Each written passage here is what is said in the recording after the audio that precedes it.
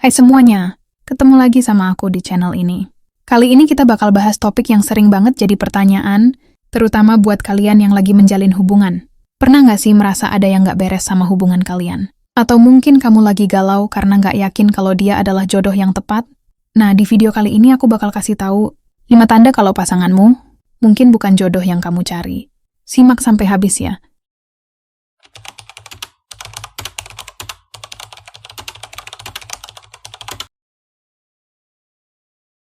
Pertengkaran kecil adalah bumbu biasa dalam setiap hubungan.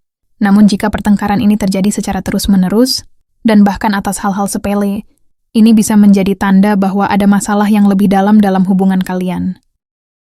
Lalu mengapa pertengkaran kecil bisa menjadi masalah besar? Yang pertama, kurangnya komunikasi efektif. Jika kalian sering bertengkar karena hal sepele, mungkin kalian belum menemukan cara yang tepat untuk berkomunikasi. Salah paham, nada suara yang meninggi, atau menghindari pembicaraan serius bisa memperburuk situasi. Kedua, kurangnya pemahaman. Mungkin kalian berdua belum benar-benar memahami satu sama lain. Perbedaan gaya komunikasi, nilai, atau harapan bisa menjadi pemicu pertengkaran yang berulang. Ketiga, tidak ada resolusi. Jika setelah bertengkar tidak ada upaya untuk menyelesaikan masalah dan saling memaafkan, maka pertengkaran tersebut akan terus berulang dan mengikis keharmonisan hubungan. Keempat, pola interaksi negatif. Jika pertengkaran menjadi pola, interaksi yang dominan dalam hubungan kalian, maka suasana negatif akan terus bercokol dan membuat kalian berdua merasa tidak bahagia. Berikut adalah contoh pertengkaran sepele yang perlu diwaspadai. Yang pertama, bertengkar karena hal-hal kecil. Lupa menutup pintu kulkas, meninggalkan pakaian kotor sembarangan, atau beda pendapat tentang acara televisi. Kedua, saling menyalahkan. Ketika terjadi masalah, alih-alih mencari solusi bersama, kalian malah saling menyalahkan dan tidak mau mengakui kesalahan masing-masing. Ketiga, mengungkit-ungkit kesalahan masa lalu. Pertengkaran yang seharusnya sudah selesai malah kembali diungkit-ungkit, sehingga suasana semakin memanas. Lalu apa yang harus dilakukan? Yang pertama, komunikasi terbuka. Cobalah untuk berkomunikasi dengan lebih terbuka dan jujur. Ungkapkan perasaan kalian tanpa menyalahkan satu sama lain. Kedua, belajar mendengarkan. Berikan kesempatan pada pasanganmu untuk berbicara dan dengarkan dengan baik apa yang ingin disampaikannya. Ketiga, cari solusi bersama. Ketika terjadi masalah, jangan hanya fokus pada siapa yang salah, tetapi carilah solusi bersama untuk menyelesaikan masalah tersebut. Keempat, berikan ruang. Jika pertengkaran sudah terlalu sering terjadi, cobalah untuk memberikan sedikit ruang pada diri sendiri dan pasangan untuk menenangkan diri. Ingat, hubungan yang sehat adalah hubungan yang dibangun di atas dasar komunikasi yang baik, saling pengertian, dan rasa saling menghormati.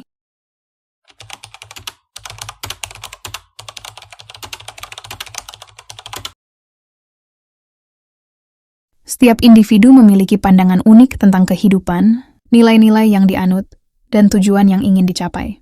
Perbedaan ini adalah hal yang wajar dan bahkan bisa memperkaya sebuah hubungan. Namun jika perbedaan nilai dan tujuan hidup kalian berdua terlalu besar dan tidak dapat dipertemukan, ini bisa menjadi batu sandungan yang serius dalam jangka panjang. Lalu, mengapa perbedaan nilai dan tujuan hidup bisa menjadi masalah besar? Yang pertama, konflik nilai. Perbedaan nilai dapat memicu konflik dalam berbagai aspek kehidupan, mulai dari pengambilan keputusan sehari-hari hingga perencanaan masa depan. Misalnya jika salah satu dari kalian sangat mementingkan karir, sedangkan yang lain lebih memprioritaskan keluarga, hal ini bisa memicu perdebatan yang berkepanjangan. Kedua, kurangnya dukungan. Jika nilai dan tujuan hidup kalian berbeda, kalian mungkin akan sulit untuk saling mendukung dan memberikan dorongan satu sama lain. Akibatnya, kalian akan merasa kesepian dan tidak dipahami. Ketiga, sulit membangun masa depan bersama. Perbedaan yang mendasar dalam hal nilai dan tujuan hidup akan membuat kalian sulit untuk membayangkan masa depan bersama. Dan kalian mungkin memiliki visi yang berbeda tentang bagaimana kalian ingin menjalani hidup bersama, sehingga sulit untuk mencapai kesepakatan. Berikut adalah contoh perbedaan nilai dan tujuan hidup yang sering terjadi. Yang pertama, cara mengelola keuangan. Salah satu dari kalian mungkin lebih suka hidup hemat dan menabung untuk masa depan, sedangkan yang lain lebih suka menghabiskan uang untuk kesenangan saat ini. Kedua, pentingnya agama. Jika kalian memiliki keyakinan agama yang berbeda, hal ini bisa menjadi sumber konflik yang serius, terutama jika melibatkan pengasuhan anak atau perayaan hari besar keagamaan. Ketiga, pandangan tentang keluarga. Kalian mungkin memiliki pandangan yang berbeda tentang ukuran keluarga ideal, peran gender dalam keluarga, atau pentingnya menjaga hubungan dengan keluarga besar. Keempat, karier versus keluarga. Salah satu dari kalian mungkin lebih memprioritaskan karier dan ingin terus berkembang, sedangkan yang lain lebih ingin fokus pada keluarga dan kehidupan rumah tangga. Lalu apa yang harus dilakukan? Yang pertama, komunikasi terbuka. Cobalah untuk berkomunikasi secara terbuka dan jujur tentang nilai dan tujuan hidup kalian masing-masing. Dengarkan dengan baik apa yang ingin disampaikan pasanganmu. Kedua, cari titik temu. Meskipun nilai dan tujuan hidup kalian berbeda, cobalah untuk mencari titik temu yang bisa kalian sepakati. Ketiga, berkompromi. Siap. Untuk berkompromi adalah kunci dalam membangun hubungan yang sehat. Kalian tidak selalu harus mendapatkan apa yang kalian inginkan, tetapi cobalah untuk mencari solusi yang bisa diterima oleh kedua belah pihak. Keempat, evaluasi ulang. Jika setelah berusaha keras, kalian tetap tidak dapat menemukan titik temu, mungkin kalian perlu mengevaluasi kembali hubungan kalian. Ingat, membangun hubungan yang langgeng membutuhkan komitmen dan usaha dari kedua belah pihak. Jika perbedaan nilai dan tujuan hidup kalian terlalu besar dan tidak dapat diatasi, mungkin lebih baik untuk mencari pasangan yang lebih sejalan dengan kalian.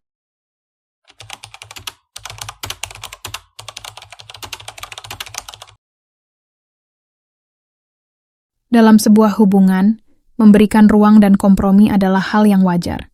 Namun, jika kamu merasa kebebasanmu terus-menerus dibatasi dan kamu harus selalu mengalah, ini adalah tanda bahwa ada yang tidak beres dalam hubunganmu. Kehilangan kebebasan diri dalam hubungan bisa berdampak negatif pada kesehatan mental dan emosionalmu. Lalu, mengapa kehilangan kebebasan diri bisa menjadi masalah besar? Yang pertama, hilangnya identitas diri. Ketika kamu terus-menerus menyesuaikan diri dengan keinginan pasangan, kamu perlahan-lahan kehilangan identitas dirimu sendiri. Kamu mungkin merasa tidak lagi memiliki pendapat atau minat yang mandiri. Kedua, kurangnya rasa percaya diri. Terlalu sering mengalah dan mengikuti kemauan pasangan bisa membuatmu merasa tidak percaya diri dengan keputusanmu sendiri. Ketiga, resentment. Jika kamu terus merasa dibatasi dan tidak puas dengan hubunganmu, rasa resentment atau kebencian bisa tumbuh di dalam dirimu. Keempat, hubungan yang tidak sehat. Hubungan yang sehat adalah hubungan yang dibangun di atas dasar saling menghormati dan kebebasan masing-masing.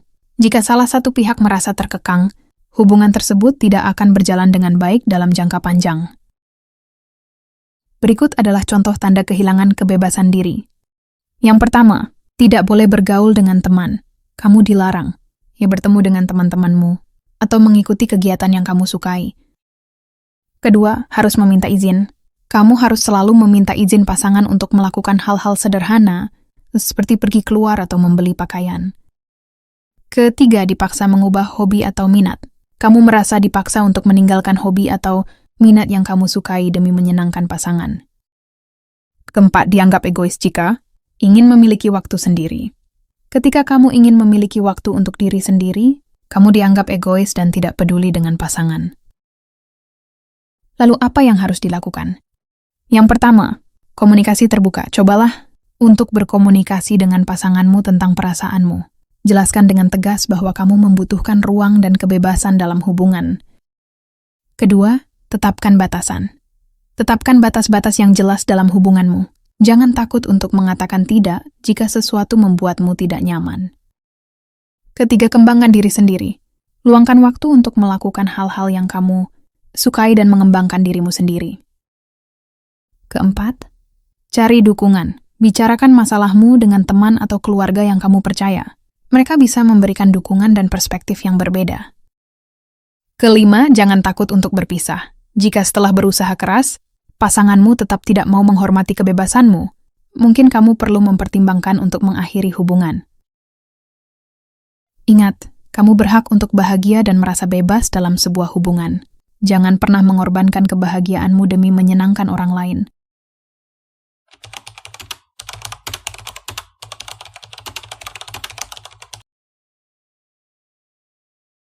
Dulu, setiap kali bertemu pasangan, hati terasa berbunga-bunga dan setiap momen terasa istimewa.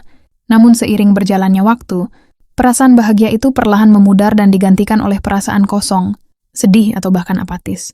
Jika kamu mengalami hal ini, mungkin ada masalah yang lebih dalam hubunganmu. Lalu, mengapa perasaan bahagia bisa hilang dalam sebuah hubungan? Yang pertama, kehilangan kejutan. Awal-awal menjalin hubungan, setiap pertemuan terasa seperti petualangan baru. Namun seiring berjalannya waktu, rutinitas bisa mengikis rasa kejutan dan kegembiraan dalam hubungan. Kedua, kurangnya apresiasi. Ketika pasangan sudah merasa nyaman satu sama lain, seringkali mereka lupa untuk saling menghargai dan mengungkapkan rasa sayang. Kurangnya apresiasi bisa membuat salah. Satu pihak merasa tidak dihargai dan tidak bahagia. Ketiga, konflik yang tidak terselesaikan. Konflik yang terus-menerus muncul namun tidak pernah diselesaikan dengan baik bisa menciptakan suasana yang negatif dan merusak keharmonisan hubungan. Keempat, perubahan prioritas. Seiring berjalannya waktu, prioritas hidup masing-masing pasangan bisa berubah. Jika perubahan ini tidak dikomunikasikan dengan baik, bisa menimbulkan kesalahpahaman dan rasa kecewa. Kelima, kehilangan intimasi. Intimasi tidak hanya sebatas hubungan seksual, tetapi juga meliputi keintiman emosional dan fisik. Jika keintiman dalam hubungan mulai memudar, perasaan bahagia juga akan ikut hilang. Berikut adalah tanda-tanda lain yang menunjukkan hilangnya rasa bahagia. Yang pertama, sulit mengingat momen bahagia bersama. Kamu semakin sulit mengingat momen-momen indah bersama pasangan. Kedua, merasa bosan dan monoton. Kamu merasa hubunganmu sudah tidak menarik lagi dan kamu ingin mencari kesenangan di tempat lain. Ketiga, sering merasa kesepian. Meskipun bersama pasangan, kamu tetap merasa kesepian dan tidak terhubung secara emosional. Keempat, tidak memiliki harapan untuk masa depan. Kamu merasa tidak memiliki harapan untuk masa depan hubungan kalian. Lalu, apa yang harus dilakukan? Yang pertama, komunikasi terbuka. Cobalah untuk berkomunikasi secara terbuka dan jujur dengan pasanganmu tentang perasaanmu. Ungkapkan apa yang membuatmu merasa tidak bahagia. Kedua, cari penyebab masalah. Identifikasi apa yang menyebabkan perasaan bahagia dalam hubunganmu memudar. Apakah ada masalah yang belum terselesaikan atau kebutuhan yang tidak terpenuhi? Ketiga, cari bantuan profesi. Jika kamu merasa kesulitan untuk mengatasi masalah dalam hubunganmu sendiri, jangan ragu untuk mencari bantuan dari seorang terapis atau konselor.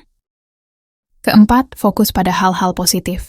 Cobalah untuk mengingat kembali hal-hal positif dalam hubunganmu dan lakukan hal-hal yang bisa membuat kalian berdua merasa bahagia. Kelima, evaluasi ulang. Jika setelah berusaha keras, kamu masih merasa tidak bahagia, mungkin kamu perlu mengevaluasi kembali hubunganmu. Ingat, kebahagiaan adalah hak setiap orang. Jika hubunganmu tidak lagi membawakan kebahagiaan, jangan takut untuk mengambil keputusan yang terbaik untuk dirimu.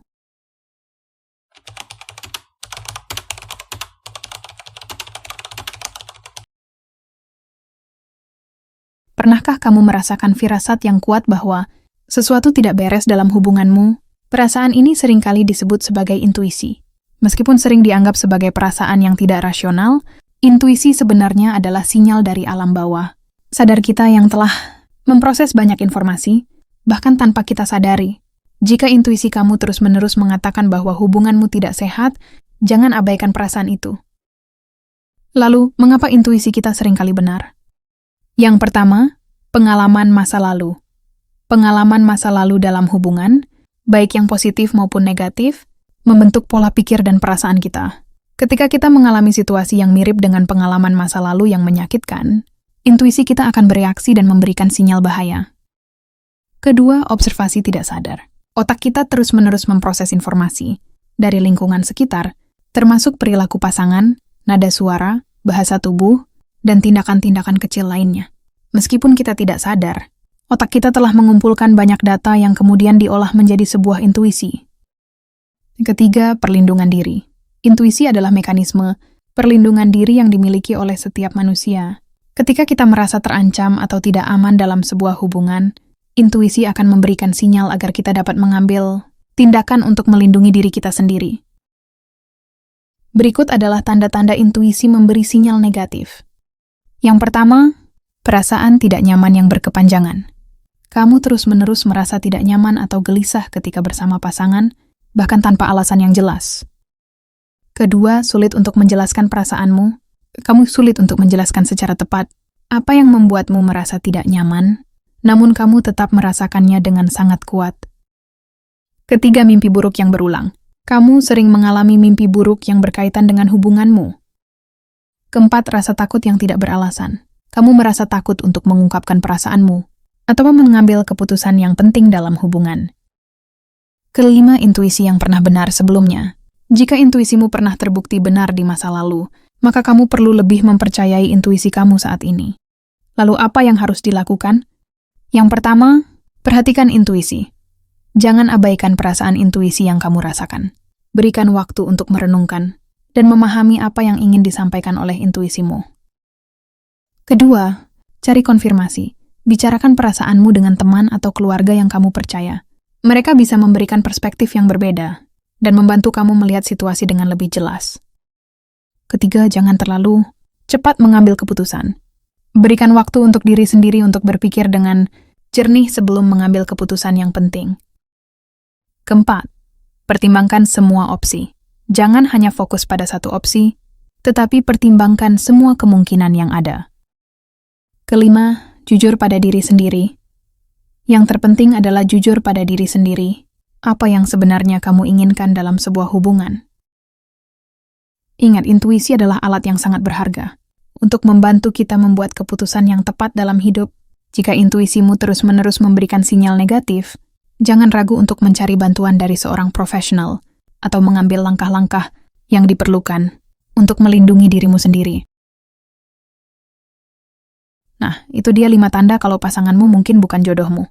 Ingat ya, keputusan untuk mengakhiri sebuah hubungan itu nggak mudah. Tapi kalau kamu merasa hubungan kalian sudah tidak bisa diperbaiki lagi, lebih baik kamu mengakhirinya. Sekarang daripada harus terus-terusan merasa sakit hati. Jangan lupa untuk selalu percaya pada diri sendiri. Dan jangan takut untuk memulai lembaran baru. Oke, sampai jumpa di video selanjutnya.